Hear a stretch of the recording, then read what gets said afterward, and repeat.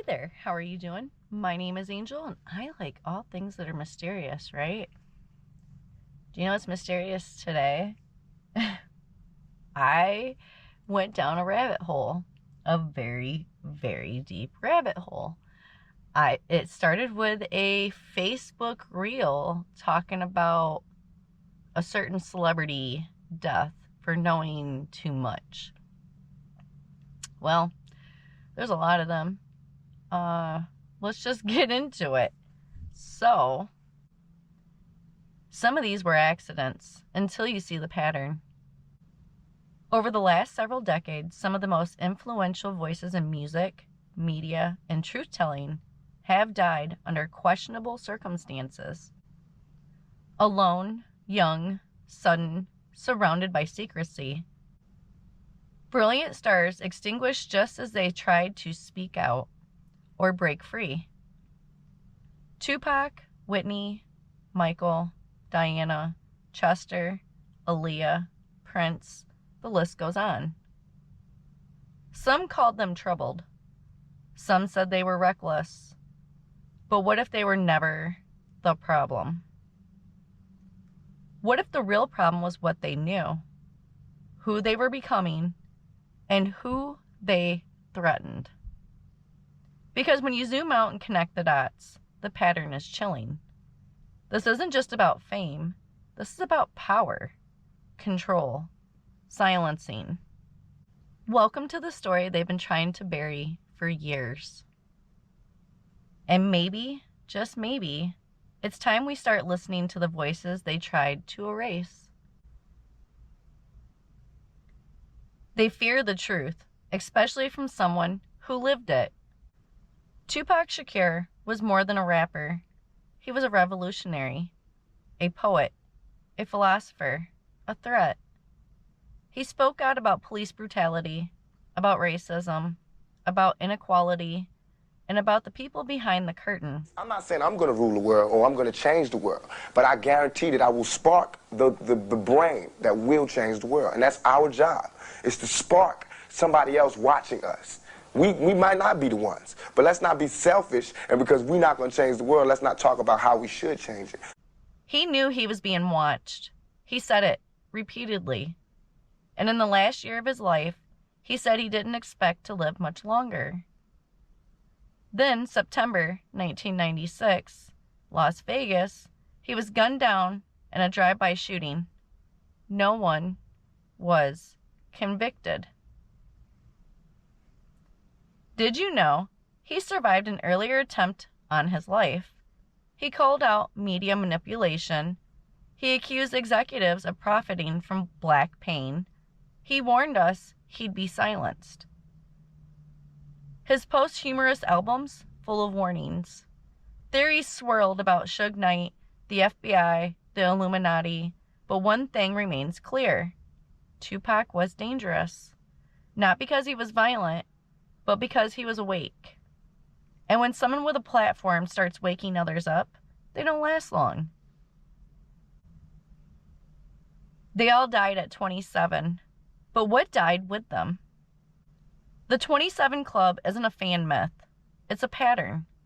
An eerie, numerical echo that follows truth-tellers and troubled stars alike. Janis Joplin, Jim Morrison, Jimi Hendrix, Kurt Cobain, and Amy Winehouse, all dead at 27. All struggling against the very machine that made them. Some say it's drugs. Some say it's a coincidence. But 27 isn't just an age. It's a threshold. The moment the system decides, are you controllable or are you expendable?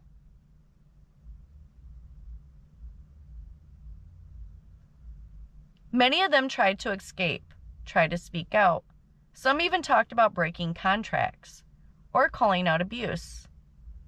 And once they hit that age, they were gone. Is it numerology or a coded ritual that only the industry elite understand? The question isn't why they died. The question is, why does the industry keep repeating the cycle at exactly the same moment? They wanted her to sing, not to speak. Whitney Houston was called the voice for a reason. But her power wasn't just in her vocals, it was in her independence. She spoke about industry demons, abuse, pressure, and betrayal. She tried to protect her daughter from the same path. She tried to walk away. And then, in February 2012, she was found face down in a bathtub at the Beverly Hilton Hotel, just hours before Clive Davis's pre-Grammy party in the same building. While the celebration continued.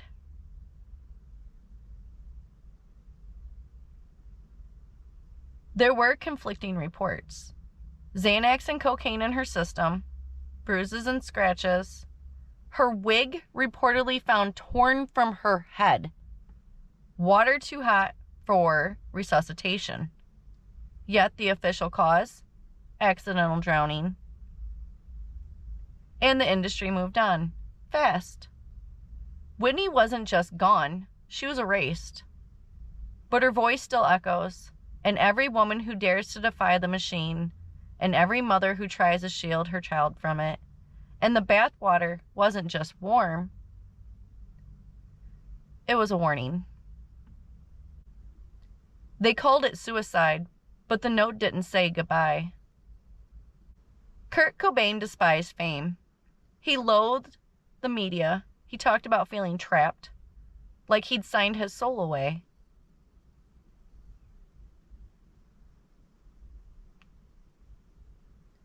On April 5th, 1994, he was found dead in his Seattle home.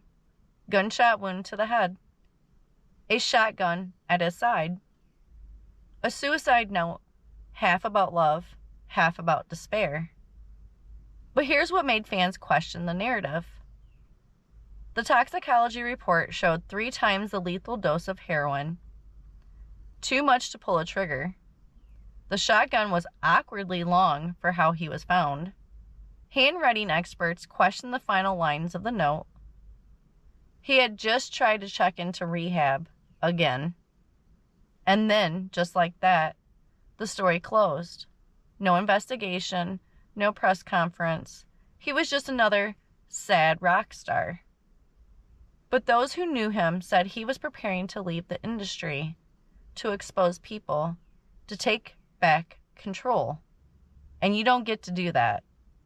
Not when you're that famous. Not when your words inspire a generation. Because if the youth start asking the right questions, the machine starts sweating. And Kurt, he made the machine nervous. They couldn't handle his power, so they turned it against him. Michael Jackson was a global phenomenon, but behind the glitter glove and moonwalk, he was also someone who knew exactly how the industry worked, and tried to warn us. He owned major music catalogs, including rights to the Beatles and other legacy artists. He called out Sony publicly. He said they were evil. He said they were trying to sabotage him.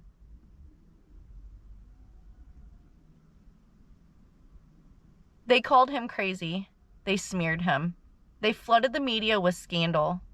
And then, on June 25th, 2009, he was gone. Cardiac arrest.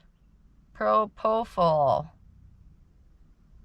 Sure, I said it wrong, even though I listened to it about 50 times. Anyways, Dr. Conrad Murray was the fall guy, but many believe the real orchestrators were far higher up. Michael was preparing to come back. He was becoming defiant. He was getting loud. And just like that, they muted the king. The show didn't stop. It was stolen. She died running from the same people she married into. Princess Diana wasn't just the people's princess. She was a truth teller in a palace of secrets. She exposed royal infidelity. She called out institutional coldness. She advocated for AIDS patients and landmine victims. She was human, and that made her dangerous.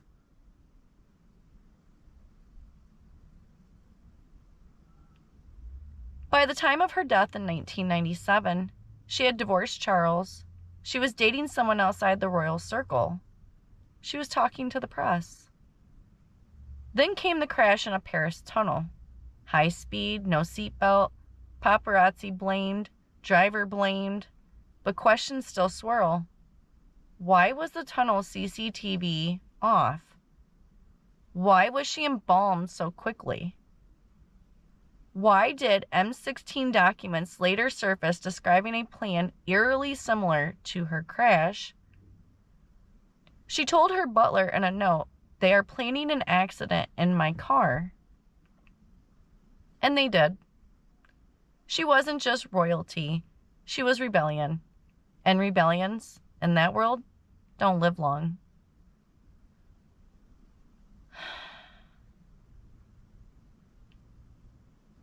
They didn't just kill a man, they killed a message. John F. Kennedy challenged the military-industrial complex. He talked about secret societies. He warned against censorship and propaganda. Then, Dallas, 1963, the motorcade, the shot, the cover-up.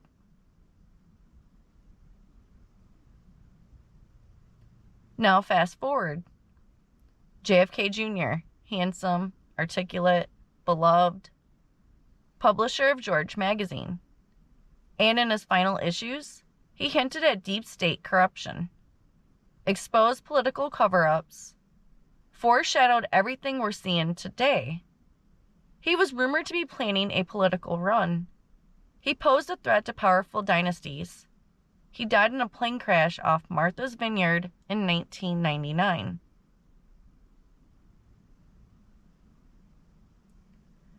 They say it was fog, pilot error, but many say it was legacy extermination.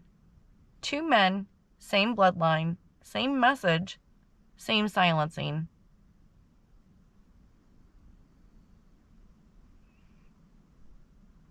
They rushed her. They silenced her. She was just getting started. Aaliyah was a rising star, young, poised, elegant, and in control of her sound. She had worked with R. Kelly, and we know about that conspiracy as well, then distanced herself. She was rumored to have known much more than she said, and she was stepping into film, about to become even bigger. Then, August 2001, she boarded an overloaded plane in the Bahamas. The plane was too heavy, the pilot wasn't licensed, there were warnings. She didn't want to board it. Witnesses say she was drugged or unconscious before being carried aboard. Just weeks before 9/11, a shift in world power. A shift in media.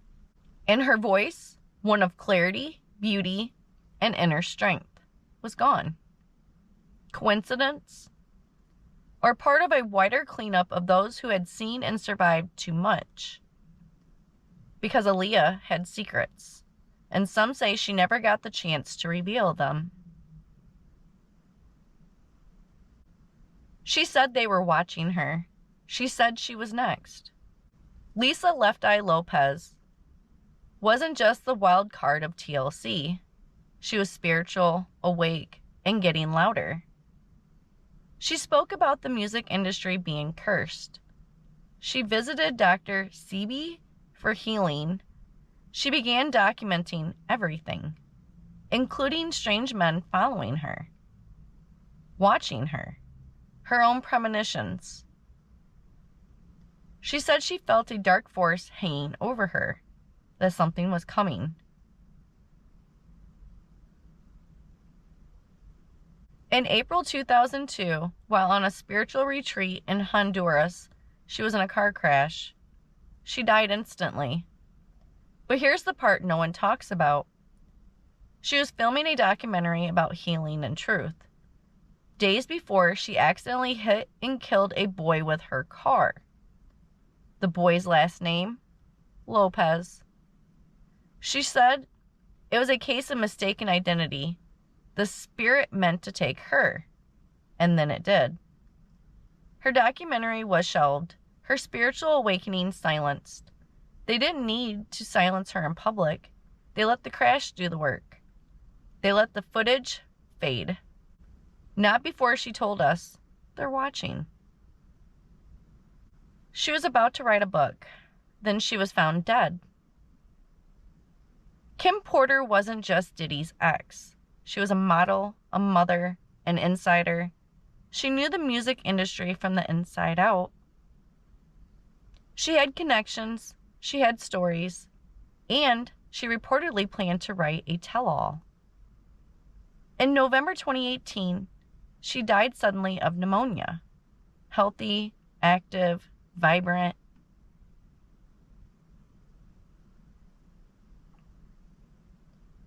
Friends say she was paranoid before her death, said she didn't feel safe. She was reportedly investigating sex trafficking and preparing legal action. Her autopsy was delayed, toxicology took months, and the details remain murky. She was connected to Diddy, who's now under investigation. Connected to stars who also died mysteriously. And she was a woman who had seen too much. In a world built on silence, Kim Porter was preparing to speak. And silence in that world is always enforced. He was about to expose something big, so they ended the song. Chester Bennington of Linkin Park had pain in his voice.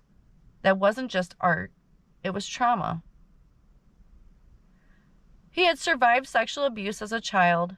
He had used music to cope, to heal, and, eventually, to fight back. He was close friends with Chris Cornell, another artist who died mysteriously.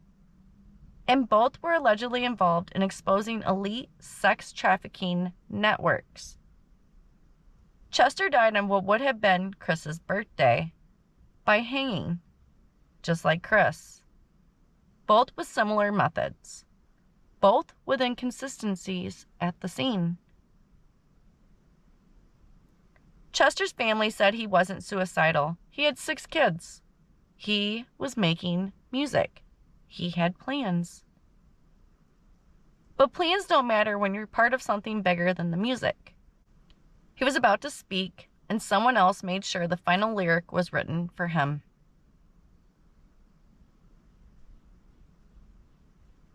They called it suicide, but too many questions remain. Chris Cornell's death was ruled suicide, but fans, friends, and even family didn't buy it. He had just performed. He was engaged with fans. His wife said his voice sounded off on their last call. He was found with a red exercise band around his neck, a door latch torn off, pills in his system, but not enough to sedate him. He had been investigating child trafficking. He had a foundation. He was friends with Chester. They were both reportedly preparing to name names. And then, within 2 months of each other, both were gone.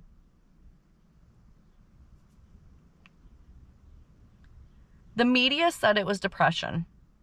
But the deeper you look, the more it sounds like deletion. Because when good men start connecting dots, evil always finds a way to pull the plug. And in this case, the amp was still hot. He made music that mattered. Then he got too loud. Avicii was more than a DJ. He was a voice for a generation. But near the end of his life, his music changed. It became more emotional, more aware. He began speaking out about child exploitation and the darkness behind fame. He was reportedly working on a documentary about child sex trafficking. He had started to break ties with toxic industry handlers. He wanted to do good with his platform. Then, April 20th, 2018, he was found dead in Oman. The official story, suicide by broken glass. But fans and friends were shocked. It didn't add up. He had plans. He was creating again. He was healing. But healing and truth-telling don't mix well with power structures, especially when the story you're telling could take them down. Avicii died before the documentary was finished. And just like that, the beat dropped. He tried to name names. They called him crazy. Aaron Carter was a teen heartthrob, but behind the pop songs and posters was a traumatized child. Used, exploited, tossed aside. As an adult, Aaron started speaking out. He accused his brother of abuse. He spoke about his parents stealing from him. He hinted at a bigger pedophile ring in the industry. He even directly named names. Then, in November 2022, he was found dead in a bathtub. The media painted him as unstable, a tragic spiral, but was it a spiral or a setup? He said he feared for his life. He said people were coming for him. He said he knew too much. And just like so many before him, his bathtub became a grave. Too many tubs, too many warnings, too many silenced voices. She crashed into a house. But it's what she was filming that matters.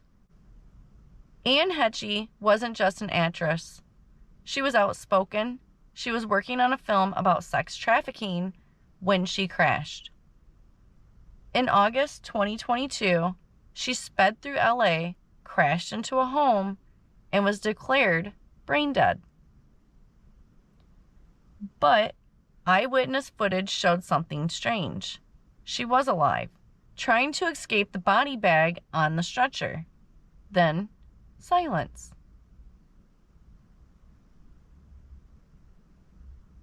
Her movie was called Girl in Room 13. It focused on human trafficking and the elite's role in it. The timing of her death raised flags. The footage raised questions. And her voice, just like the others, was never heard again. Too coincidental, too familiar, too calculated. He owned his masters, and they hated him for it. Prince Rogers Nelson was a genius, a revolutionary, and a threat. He fought for artist ownership. He changed his name to a symbol to escape his label's contract. He exposed how artists are treated like slaves by record companies. He took his music back. He funded his own projects. He warned about chemtrails, manipulation, and control. Then, April 21st, 2016, he was gone. Fentanyl overdose, they said. But friends claimed he was clean. He was fighting the industry. He was telling people to wake up. And now, the rights to his catalog tied up in legal battles. Because Prince wasn't just making music, he was making a statement. And statements like his, they don't echo for long. Unless someone keeps playing them. And that someone is us.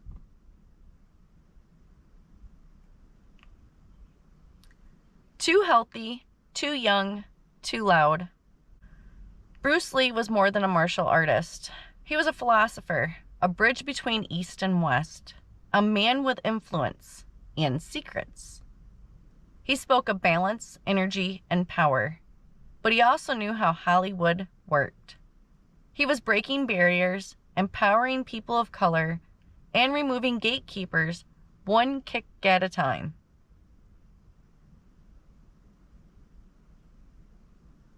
In 1973, at just 32 years old, he died. Official cause? Brain swelling from a reaction to painkillers.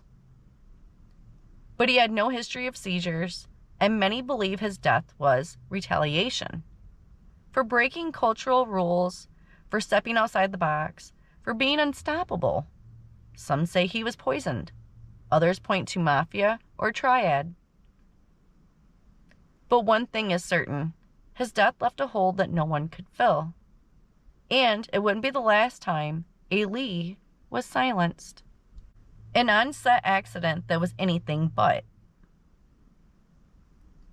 Brandon Lee was following in his father's footsteps. An actor, a fighter, a symbol of legacy. But during the filming of The Crow in 1993, he was shot and killed by a prop gun that contained a real bullet fragment. A real gun, a real death, in front of cameras. Investigations said it was an accident, but safety protocols were ignored. Warnings were dismissed, and like his father, his rising light was suddenly snuffed out. 2 Lees, both taken too soon, both wrapped in mystery. 2 generations silenced, and the shadows behind them still whisper today. She was going to talk. Then she was gone. Bobby Christina Brown adored her mother. She was there the night Whitney died. And afterward, she said something wasn't right. She reportedly told friends that Whitney didn't drown, that someone made it happen, and she was planning to go public. In January 2015, she was found unresponsive in a bathtub, just like her mother. She never woke up. She spent 6 months in a coma before dying at 22. Some say it was grief, others say it was execution, because those who speak truth, especially the children of those who already tried, are seen as a threat. 2 bathtubs, 2 silenced voices, 1 message. The truth has a pattern, so do the silences. From Marilyn Monroe to Kim Porter, from JFK to JFK Jr., from Tupac to Prince, they all tried to tell us something. Some whispered, some shouted, some left breadcrumbs, others dropped bombs. But they're gone, and the silence they left behind is deafening. Yet, others still speak. The trial of Diddy isn't just a scandal. It's a crack in the machine, a glimpse behind the curtain. Sex trafficking, missing children, Hollywood parties turn nightmares. Haiti, the Clintons, the club, it's all connected. We weren't meant to know this, but we do. And now that we do, what will we do? This isn't conspiracy, this is pattern. This is testimony. And we're the last voice left. Don't stop watching. Don't stop listening, because they haven't stopped silencing. And on that really bad note, I really hate to end on, but if you liked this video, go ahead and give me a thumbs up. If you would like to see more videos like this, go ahead and subscribe, because we got to keep talking. These stories aren't just going to fade away. We need to keep talking about this stuff. Okay, there's connections. It's all about power. And somebody is controlling the puppets, so to speak. Anyways, I hope you guys have a great rest of your day, and I will see you in the next video. Bye!